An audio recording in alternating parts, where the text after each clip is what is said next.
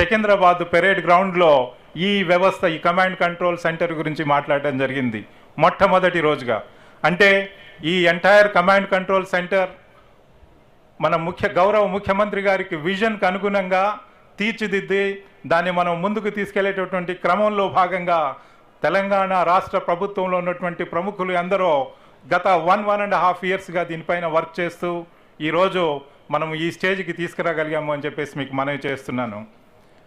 సహజంగానే ఒక 24 అంతస్తుల బిల్డింగు, ట్విన్ టవర్స్తో ఇంత పెద్ద బిల్డింగ్ మీకు అవసరమా అని చెప్పేసి అనుమానాలు రావడం సహజం, సమాజంలో ఉన్నవారికి కానీ ప్రభుత్వంలో ఉన్నవారికి కానీ ఈ విషయంలో గౌరవ ముఖ్యమంత్రి గారు ఒకటే చెప్పారు, మనము దీన్ని టెక్నాలజీ హబ్గా మార్చాలి, దీన్ని మనము మిగతా డెవలప్ నేషన్స్లో వ్యవస్థలు ఎలా నడుస్తున్నాయో అలాగే మన ప్రభుత్వ వ్యవస్థలన్నీ కూడా అలా నడవడానికి ఇది ఒక హబ్గా మారాలి అని చెప్పేసి మాకు ఒక విజన్ ఇవ్వడం జరిగింది.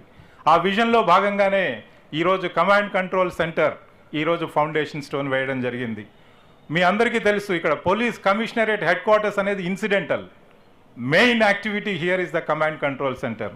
ఈ కమాండ్ కంట్రోల్ సెంటర్లో అన్ని విభాగాలు, అన్ని వ్యవస్థలు, ప్రభుత్వ వ్యవస్థలకు సంబంధించినటువంటి టెక్నాలజీని ఇక్కడ సమకూర్చి, ఇక్కడ డేటాబేసెస్ అన్నీ కూడా సెంట్రల్గా సమకూర్చి ఈ డేటా అనలిటిక్స్ ప్రాసెసింగ్ చేయడం ద్వారా ఇక్కడ ఉన్నటువంటి వ్యవస్థ ఒక నర్వ్ సెంటర్గా మన ప్రభుత్వానికి, హైదరాబాద్ సిటీ పోలీస్ వ్యవస్థకు, తెలంగాణ రాష్ట్ర పోలీస్ వ్యవస్థకు, తెలంగాణ ప్రభుత్వంలో ఉన్నటువంటి ప్రభుత్వ విభాగాలన్నిటికీ కూడా ఇది ఒక నర్వ్ సెంటర్గా పనిచేయాలి అని చెప్పేసి ప్రభుత్వము ఈ ప్రాజెక్ట్ని కన్సీవ్ చేయడం జరిగింది.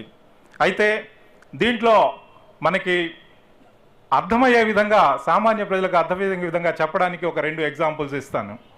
ఈ వ్యవస్థ మనకి సిటీ వైడ్ సీసీటీవీ వ్యవస్థని ఏర్పరచాలని చెప్పి కూడా గౌరవ ముఖ్యమంత్రి గారు దాదాపుగా 1 సంవత్సరం ముందుగానే చెప్పారు.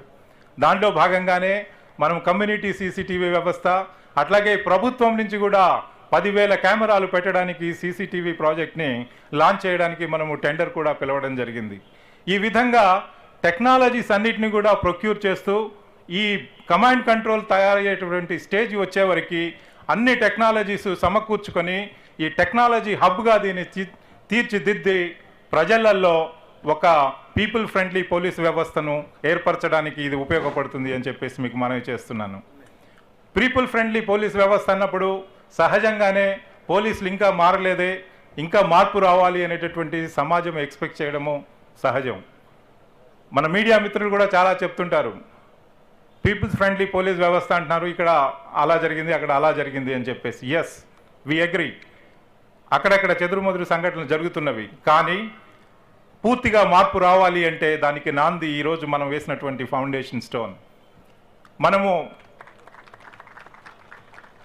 ఒక దొంగతనం జరిగితే ఆ దొంగ ఎవరు అనేది తెలియకుండా ఒక 10 మంది సస్పెక్ట్స్ని మనం తీసుకొచ్చి 10 మందిని ఎగ్జామిన్ చేస్తే 9 మంది అమాయకుల్ని మనం వదిలేసి ఒకరిని, ఎవరైనా ఇన్వాల్వ్ అయిన వాళ్ళని మనము దాంట్లో అరెస్ట్ చేయడం జరుగుతుంది. అంటే అమాయకులైనటువంటి వారికి కూడా ఒక రకమైనటువంటి హరాస్మెంటు, ఈ టెక్నాలజీసు, ఎక్విప్మెంటు, గ్యాడ్జెట్స్, ప్రాసెసెస్ లేకపోవడం ద్వారా ఈరోజు మనం పోలీస్ వ్యవస్థ కంప్లీట్గా పీపుల్ ఫ్రెండ్లీ పోలీస్ వ్యవస్థగా ఉండలేకపోతుంది. అదే టెక్నాలజీ ఉండుంటే ఆ ఇంటికి వచ్చింది ఎవరు, ఆ దాంట్లో దొంగతనం చేసింది ఎవరు అనేది కెమెరా ద్వారా తెలిస్తే మనం మిగతా వారిని ఎవరిని కూడా తీసుకురావాల్సినటువంటి అవసరం ఉండదు. అంటే ఈ టెక్నాలజీ కేవలము నేరస్తుల్ని పట్టుకోవడానికి, నేరాల్ని నిరోధించడానికే కాదు, సివిల్ సొసైటీలో ఉన్నటువంటి చట్ట ప్రకారం నడుచుకునేటటువంటి 99.99% ఆఫ్ ది సొసైటీలో ఉన్న ప్రజలందరికీ కూడా ఇది ఒక రక్షణ కవచంగా ఉంటుంది అని చెప్పేసి మేమందరము భావిస్తున్నాం. ఇది చట్ట ప్రకారం నడుచుకునే వాళ్ళకి ప్రభుత్వము, పోలీస్ వ్యవస్థ ఎప్పుడు అండదండలుగా ఉంటుంది అని చెప్పడానికి ఈ టెక్నాలజీ పూర్తిగా సహకరిస్తుంది, ఉపయోగపడుతుంది.